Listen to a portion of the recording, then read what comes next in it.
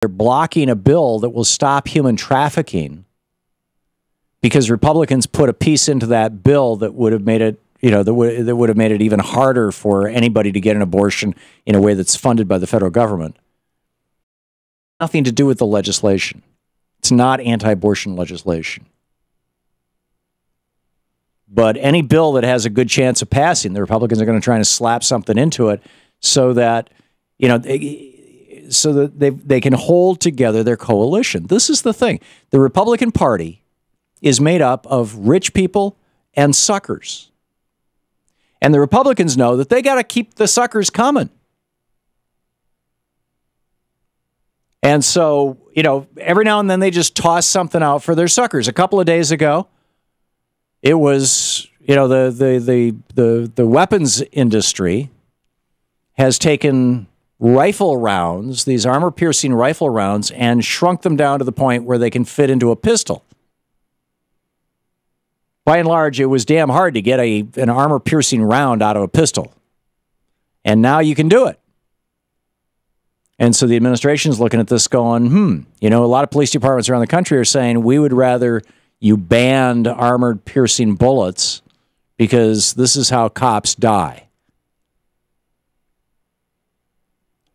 And the NRA goes, hey, we give a lot of money to the Republican Party. You can help us out here.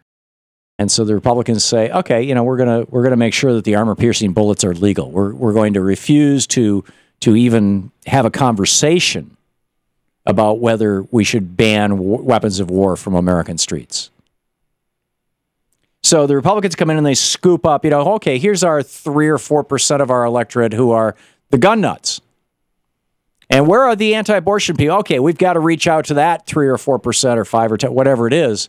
We got to reach out to them.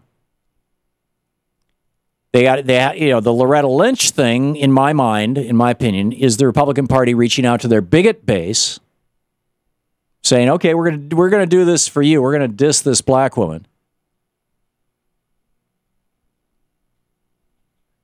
This is everybody's talking about Netanyahu and how he's got to pull together a coalition to govern in Israel, because there's like a dozen different political parties, and there's a bunch of small parties, and some of the small parties are really hard on the right, and they don't want there to be any Palestinian state. In fact, they don't want there to be any Palestinians.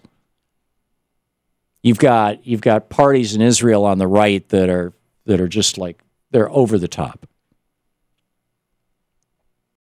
Netanyahu, feeling victory slipping through his fingers, comes out yesterday and says, oh yeah, we're not, there's never going to be a two-state solution while I'm prime minister. Reaching out to the crazy.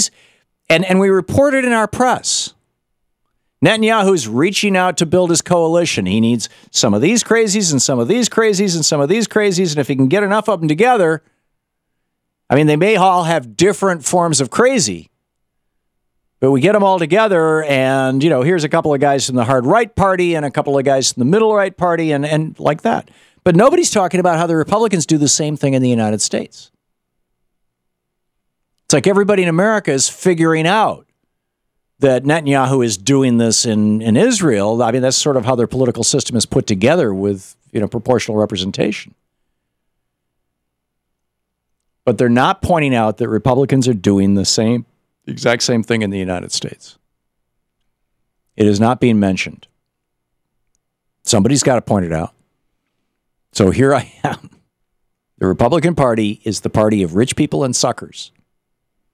And so whenever the Republican Party does something, you have to ask yourself, are they doing this for the rich people, or are they doing this to try and keep the suckers engaged?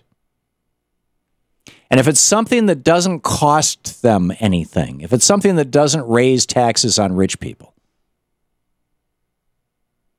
then the Republicans are perfectly willing to toss a bone to the crazies, to the suckers. Whether it's saying, hey, we're going to vote to repeal Obamacare one more time. Really? 16 million new people are insured and you're going to take it away? Really? Well, yeah, the suckers like that. Oh, and the rich people like that too. So the Republican Party is this collection of fringe hard-right fringe suckers. And in fact, we should probably, be interesting to do kind of an anthropological assessment of this. What are the various categories of suckers inside the Republican Party? I've identified the gun suckers, the abortion. What are the other, and the racist suckers? Who else is there? This is the Thom Hartmann Program. Maybe you have some suggestions. Oh, the homophobes, those suckers. There's a bunch of them. We'll be back.